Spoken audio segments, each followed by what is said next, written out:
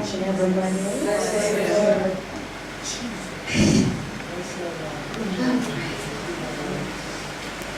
I am totally overwhelmed. I'm proud of myself.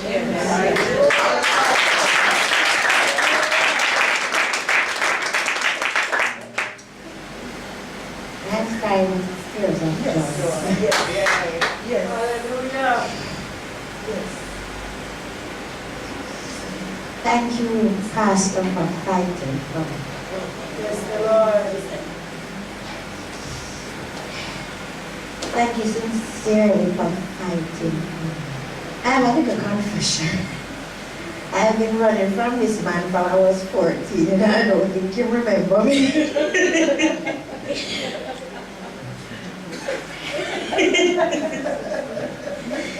I am sincerely afraid of this man. Like, I am very much afraid of him. I'm so afraid of him that I'm very careful of what I say, even when he's not around. I knew this man from I was a little girl. I'm sure he does not remember me. But I remember him. I grew up in Cumberland before I moved, and I'm not sure of the circle, but I had a good friend by the name of Lisa. Her parents had a shop right in the little circle where the roundabout is. A bar is beside of it. Can't remember what round it, but her name is Lisa. She went to St. Andrew. And she and I were good friends. And I used to go and we were all over the place, up and down. And that day, I don't know what I was up to, but I'm normally up to something every day. And I sat on her veranda waiting for her to get dressed and come out.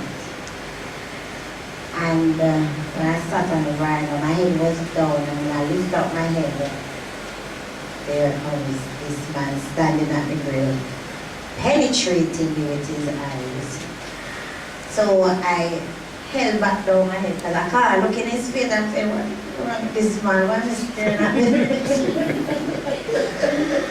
And then he shaked his finger at me and he said, so when you go home, you try to read Isaiah 7. That was, I was 14.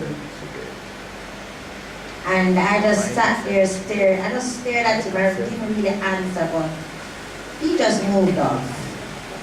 And I'm saying, what a way to build a conversation. But he just stepped off. And later on, I got pregnant. My son is at JC. Doing very well, but I got pregnant. And the next time I saw this man was in the bank. And I walked in, that was that years after now, in my 20s, I walked in and then I saw him, I walked straight back out. There's just something about him that irks me. And I just didn't want to face him. And next time I woke up man again, I was teaching at Cumberland High School. And he was standing outside his gate on the sidewalk and he just stopped the car. And I said, here we go. I did not tell him who I was. I did not tell him who my mother was, who my sisters was, but I just kept my mouth shut. And he said to me, "You see that thing that you're piling after is trouble." I said, I know he's was going to say something like that. But I sat there and I listened.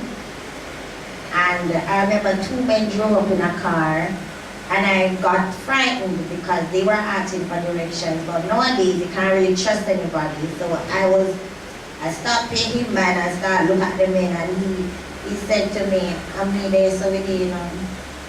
And then he went over to the men and said, where are you looking for? And they tell him, they're looking for somewhere common, and he directed them. And then he said, go on home. And again I said, what a way to do conversation. This man of the weirdest way to do conversation. But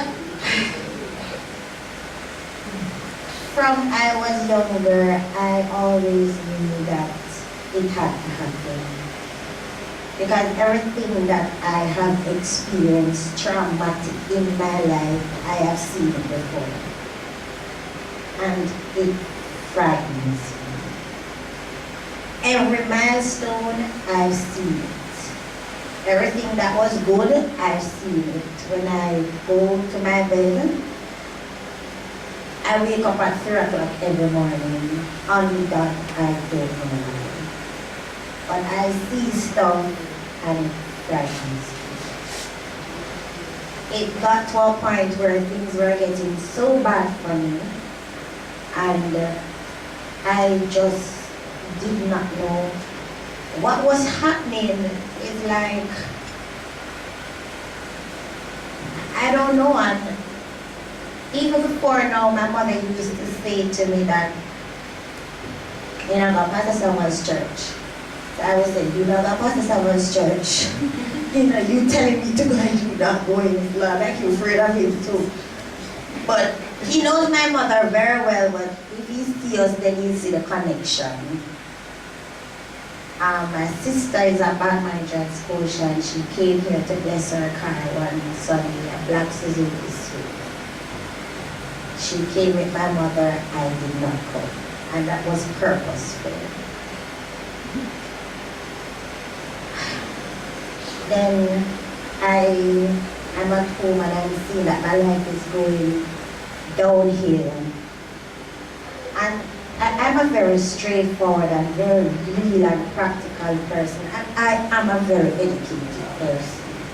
And I've been to so many churches and sat in so many places, and I am not moved. And if I'm not moved, I'm not going to pretend like I'm moved. And I've gone to churches where they call me up and say something totally different from what is going on in my life. But being a decent person that I am, I stand and I pretend as if I'm listening, but I've always tuned them out. So I realized that my life is going downhill, and standing in front of you before 9:25 this morning was a perfect man mascot. Before 9:25 this morning, I was a perfect man mascot. Straight up. And I came to the decision that hell don't have no AC. And I don't want to be sick anymore. I don't want to do any more surgeries. I don't want to cry anymore. And last week Sunday, I ran. I was running. Somehow I ran right back into the church, because I was not supposed to come last week Sunday. But what really made me stay at this church was the fact that, as I told you, that I am afraid of this man. He says things that it's happening to me. And the first thing that let me really look at him is when he caught. Now I hate when he calls me. I really do hate it. Because when I come up here, I am not myself. I am totally embarrassed at the end of the day, but it's just the truth. When he calls me up here, he called me and he sent me back down, he called me back up again. And he said to me, there are some worms moving around my navel. And for nights I have been experiencing like some giant snake going through my body. And I remember every time I feel it, I tense up. And at 3 o'clock, don't know what is significant about that time, but it happens around that time. And when he said that, I was like, I don't want a conversation with nobody here. I sure as hell don't want a conversation with him. So, start to where I came here, I threw $100 and something in the pan. Got to work Monday morning. Got what I didn't go for. Started to work and he put me in a staff room. There's 3 staff rooms and it's a big staff. So I'm in staff room 1 where all the Christians are. So I can't escape it.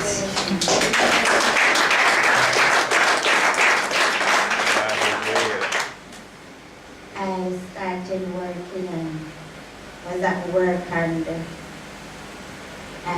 but 4 nights is painful.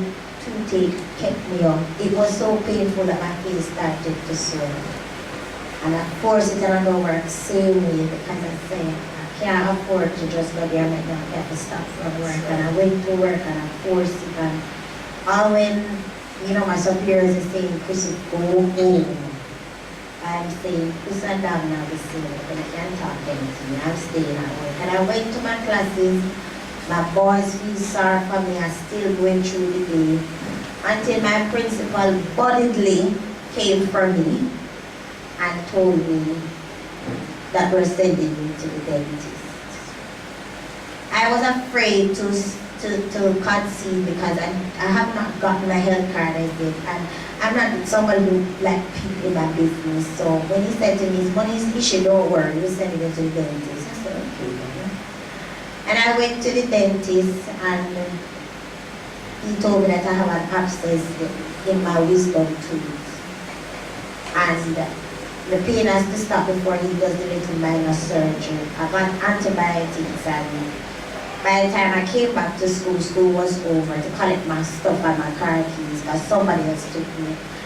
I could have gone home, but it was a Thursday and I decided I wasn't going to miss church. And I came to church, and again he called. And when he called me, he said, "Long out your tongue." And I was saying, here we go again with this one. And he touched right under my ear here where I couldn't even talk. And by the time church was over, I was screaming and I didn't know, but by the time church was over, the pain was gone.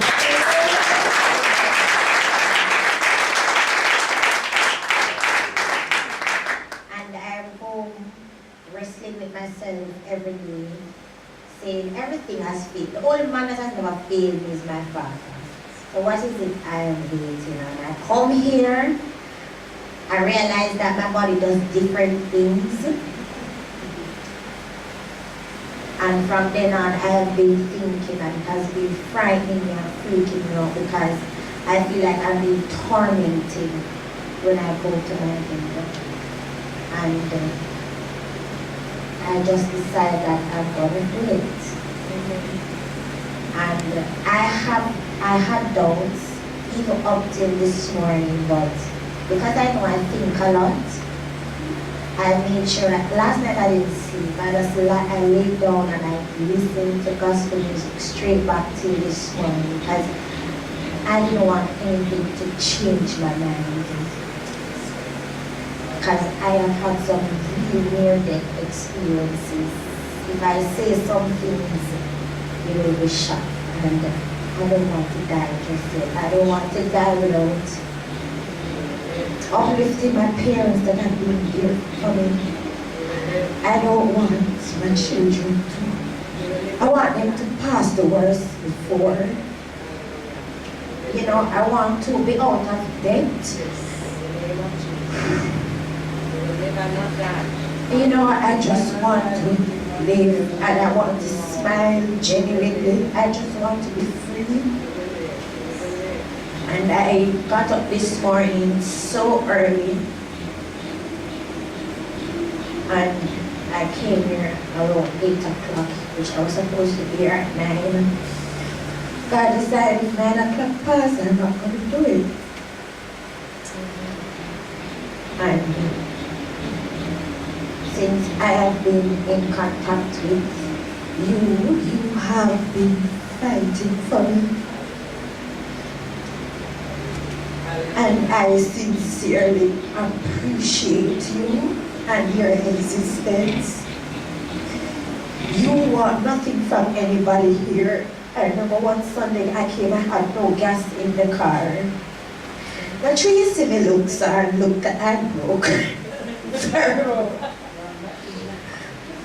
And he just walked up to the collection bucket and he took out the envelope and he handed it to me.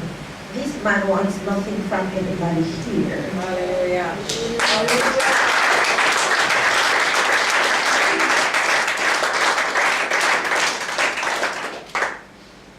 And he gave it to me and he said, go to work. And I find myself having the conviction to get up every Sunday and come to church, and every Thursday and come to church. And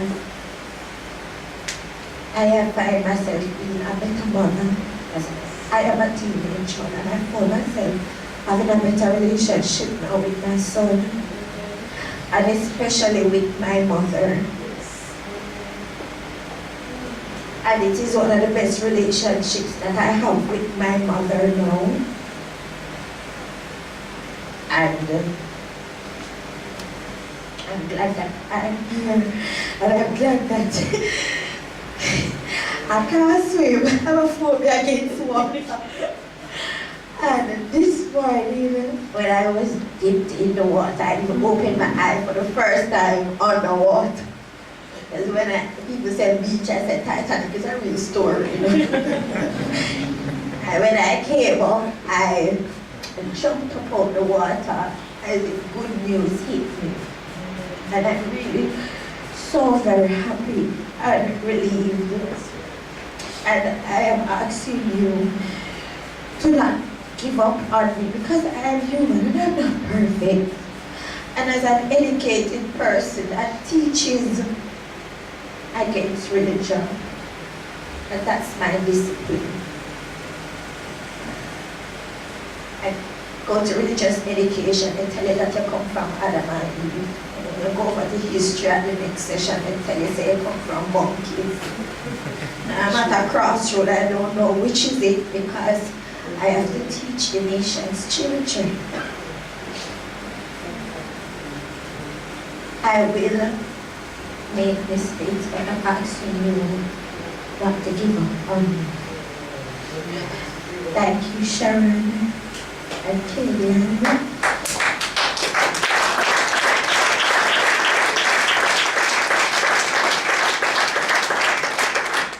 And Sister Nikki that conveniently sent me that video and tell me that I was going to change my mind. I sincerely thank you, and I ask you to stick by me. As I'm really very rebellious and used to my own way. I'm asking the church to continue sticking by me. I would have sang for you guys, but don't want my voice to crack right now. I promise that next week Sunday I'm going to sing for you.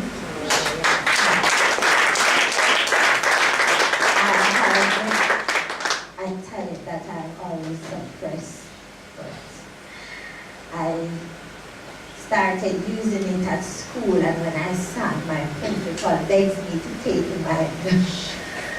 So next Sunday, when I'm not so emotional, I'll come back.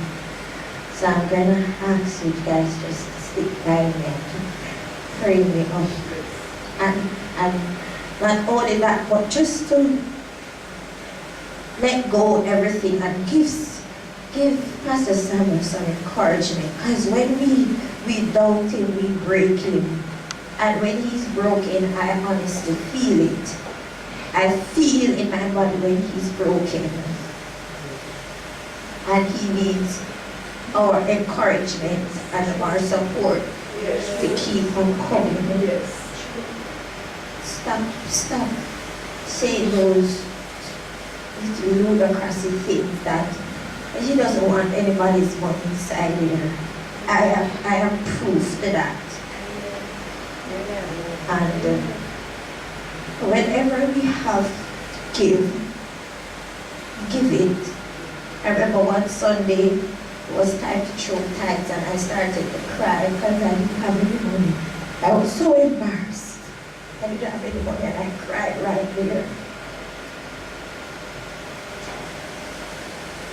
Continue to encourage him and say kind things and smile with a genuine heart, because he knows when you're not genuine, and he will tell you just that.